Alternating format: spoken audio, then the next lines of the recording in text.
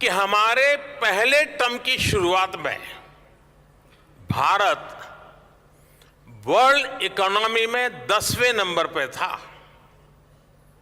जब मुझे आप लोगों ने काम दिया तो हम अब 10 नंबर ही थे। दूसरे टर्म में आज भारत दुनिया की 5वीं सबसे बड़ी इकोनॉमी है। यानी तीसरे टर्म में पहली 3 इकोनॉमी में गर्व के साथ हिंदुस्तान खड़ा होगा। दोस्तों,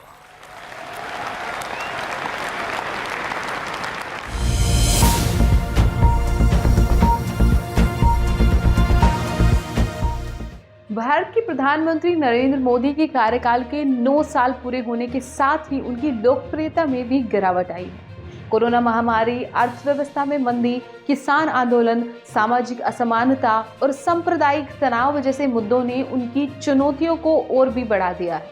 2024 में होने वाले चुनाव में उन्हें अल्पसंख्यक, दलित, मजदूर, किसान और बेरोजगारों के वोटों को जीतने के लिए मेहनत करनी होगी।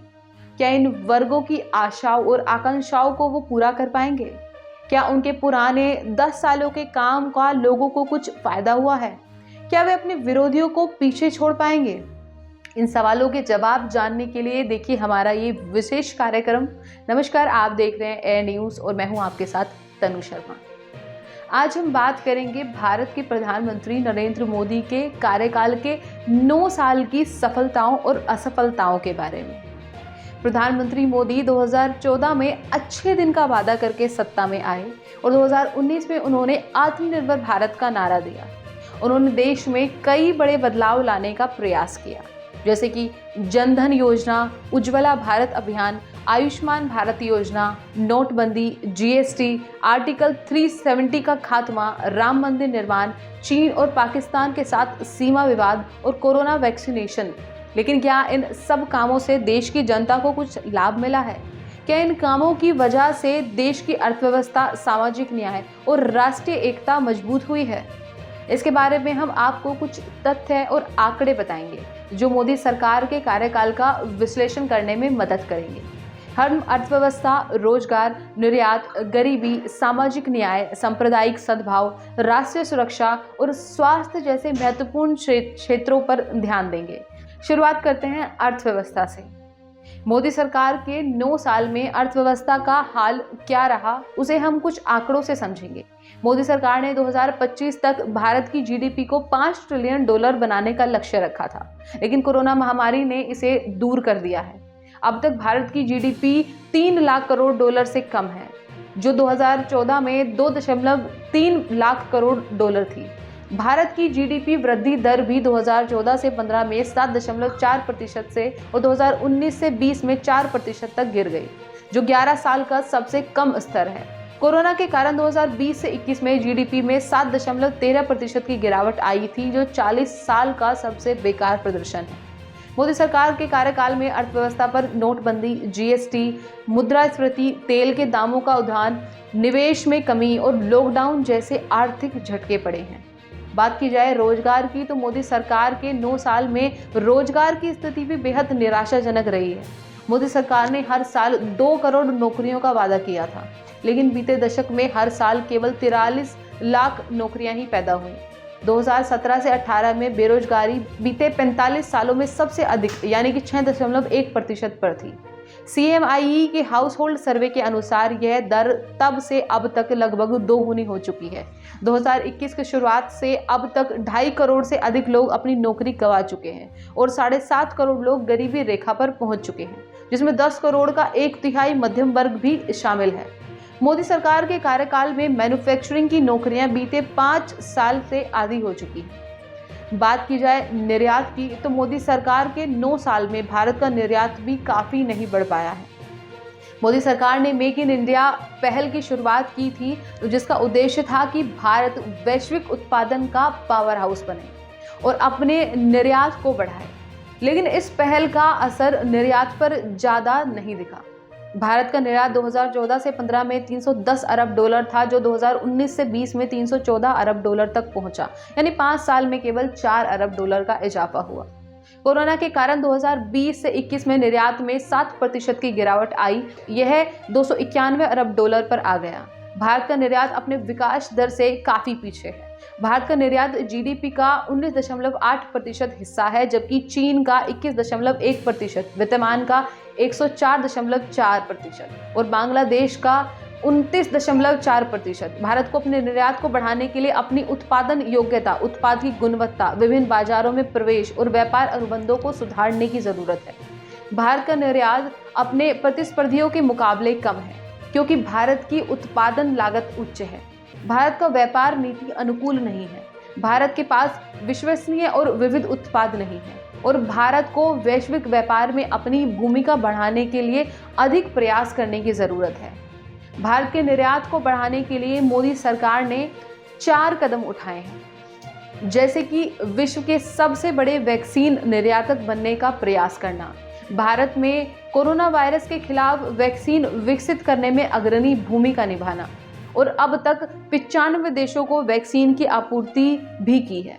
इसके अलावा भारत को आत्मनिर्भर भारत बनाने के लिए वोकल फॉर लोकल अभियान का भी उद्देश्य है कि भारतीय उपभोक्ता और उद्यमी अपने देश के उत्पादों को प्राथमिकता दें और देश की लोकल बोर्ड्स को वैश्विक स्तर पर पहचान दिलाएं।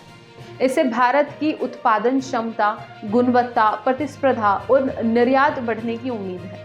मोदी सरकार का एक और कदम है भारत को विश्व के सबसे बड़े नवीकरणीय ऊर्जा बाजार में बढ़ाने का प्रयास करना है। भारत में अपने नवीकरणीय ऊर्जा लक्ष्य को 2022 तक 175 गीगावाट से बढ़ाया है और 2023 में 450 गीगावाट कर दिया है। भारत में इंटरनेशनल सोलर अलायंस ISA की स्थापना की है, जो 121 देशों का एक संघ है जो ऊर्जा को बढ़ावा देने के लिए काम करता है।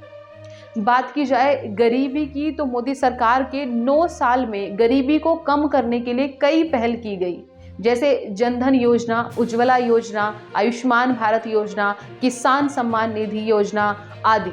इन योजनाओं का उद्देश्य था कि गरीबों को बैंकिंग, ऊर्जा, स्वास्थ्य और कृषि सुविधाएं प्रदान की जाए। इस योजनाओं के कारण कई हद तक गरीबी में कमी आई, लेकिन यह कमी पर्याप्त नहीं है। विश्व बैंक के अनुसार 2014 में भारत में 17.1 करोड़ लोग गरीबी रेखा के नीचे थे, जो 2019 में 13.4 करोड़ तक घट गए। बाकी की साल में 3.7 करोड़ लोग भी गरीबी से बाहर निकले, लेकिन कोरोना के कारण गरीबी में फिर से इजाफा देखने को मिला। अजीम प्रेमजी यूनिवर्सिटी के अनुसार 2020 में 23 करोड़ लोग गरीबी रेखा से नीचे चले गए, यानी कि एक साल में 9.6 करोड़ लोग गरीबी में फंस गए। भारत की गरीबी दर 2019 में 9.2% की थी, जो 2020 में 15.3% की हो गई। इसका मतलब 7 लोगों में से 1 भारतीय गरीब है। भारत में गरीबी को कम करने के लिए अपनी आय को बढ़ाने, रोजगार को पैदा करने, शिक्षा और स्किल्स डेवलपमेंट को बढ़ावा देने की, सामाजिक सुरक्षा और आर्थिक सहायता को विस्तारित करने की जरूरत है। इसके लिए मोदी सरकार ने गरीब कल्याण रोजगार अभियान भी शुरू किया। इस अभियान का उद्देश्य है कि कोरोना महामारी के कारण शहरों से गांवों में लौटे श्रमिकों को रोजगार दिया जाए। इस अभियान के तहत 116 जिले में 25 कार्यों को चुना गया है, जिनमें खेती, जल संरक्षण, गांवीय आवास, डिजिटल भुगतान आदि शामिल हैं। इस अभियान के लिए सरकार ने 50,000 करोड़ रुपए का बजट निर्धारित किया है। मोदी सरकार की दूसरी योजना है कल्याण अन्न योजना, जिसका उद्देश्य है कि कोरोना महामारी के कारण आर्थिक तंगी में आए गरीबों को गरीब कल्याण अन्न योजना के तहत अन्न देना शुरू करना। इस योजना का उद्देश्य है कि कोरोना महामारी के कारण आर्थिक तंगी में आए गरीबों को मुफ्त में अनाज उपलब्ध कराया जाए। इस योजना के तहत 80 करोड़ लोगों को हर महीने 7 किलो गेहूं या चावल या 1 किलो चना मुफ्त में दिया जाए। इस योजना को अब तक 3 बार बढ़ाया गया है। इस योजना के लिए सरकार ने 2.27 लाख करोड़ रुपए का आवंटन किया है। तीसरी योजना के जरिए मोदी सरकार ने श्रमिकों को मनरेगा के माध्यम से रोजगार के अवसर देना शुरू किया। इस अभियान के तहत श्रमिकों को उनके गांवों में ही रोजगार के अवसर दिए जाते हैं, जिससे वे अपने परिवार का पालन पोषण कर सकें। इस अभियान के तहत 2020 से 21 में 110.74 करोड़ श्रमिक दिवस बनाए गए और 1.66 करोड़ रुपए का खर्च हुआ। इस अभियान के लिए 2021 से 22 में 73,000 करोड़ रुपए का बजट निर्धारित किया गया था, जबकि वर्तमान के आंकड़े सरकार ने पेश नहीं किए हैं। बात करें जीडीपी यानी कि ग्रोस डोमेस्टिक प्रोडक्ट की, तो आपको बता दें कि जीडीपी एक देश की अर्थव्यवस्था का मापदंड है जो एक निश्चित अवधि में उस देश के उत्पादित सभी सामान और सेवाओं का मूल्य बताता है। जीडीपी की वृद्धि दर एक देश की आर्थिक प्रगति को दर्शाती है। मोदी सरकार 2014 में जब सत्ता में आई तो भारत की जीडीपी की वृद्धि दर 6.4% थी, जो 2016 से 17 में 4.3% तक पहुंच गई। लेकिन उसके बाद यह धीरे धीरे घटती गई और 2019 में 4% तक आ गई। कोरोना महामारी के कारण 2020 से 21 में 7.3% गिर गई, जो भारत के इतिहास का सबसे बड़ा आर्थिक संकट था। 2021 से 22 में आरबीआई ने भारत की जीडीपी को वृद्धि दर को अनुमान 9.5% रखा था, जो कोरोना के दूसरे लहर के बाद घटाया गया है। हालांकि आगे के आंकड़े उपलब्ध नहीं हैं। महंगाई या मुद्रास्फीति एक देश की मुद्रा की शक्ति में गिरावट को दर्शाती है, जो वस्तुओं और सेवाओं के मूल्यों में वृद्धि के रूप में भी प्रकट होती है। महंगाई को मापने के लिए सीपीआई यानी कि कंज्यूमर प्राइस इंडेक्स का उपयोग किया जाता है, जो एक औसत उपभोक्ता के खर्च को दर्शाता है। आरबीआई का लक्ष्य है कि सीपीआई इन्फ्लेशन को 4% के आसपास रखना, जिसमें 2% कमजोर है। मोदी सरकार के कार्यकाल में महंगाई में उतार चढ़ाव रहा है, जिसमें कई कारण शामिल हैं, जैसे कि तेल के दाम, खाद्य की नमी, करेंसी बंदी, जीएसटी, कोरोना महामारी आदि। 2014 में महंगाई दर 6.4% तक की थी, जो 2015 में 4.9 हो गए। 2016 में ये 4.5% तक गिर गई, लेकिन 2017 में यह 3.6% तक बढ़ गई और 2018 में 3.4% तक घट गई। 19 की बात की जाए तो 4.8% थी और 2020 में 6.6% तक पहुंच गई, जो आरबीआई की लक्ष्य सीमा से ऊपर थी। 2021 में आरबीआई ने महंगाई दर में अनुमान 5.7% रखा था, जो अभी भी उच्च है। तो ये था हमारा आज का वीडियो। आशा करते हैं आपको हमारा ये वीडियो पसंद आया होगा। इसके साथ साथ मैं तनु शर्मा आपसे विदा लेती हूँ। फिर मिलती हूँ एक नई वीडियो के साथ, एक नई अपडेट के साथ। तब तक के लिए आप देखते रहिए एयर न्यूज़। नमस्कार।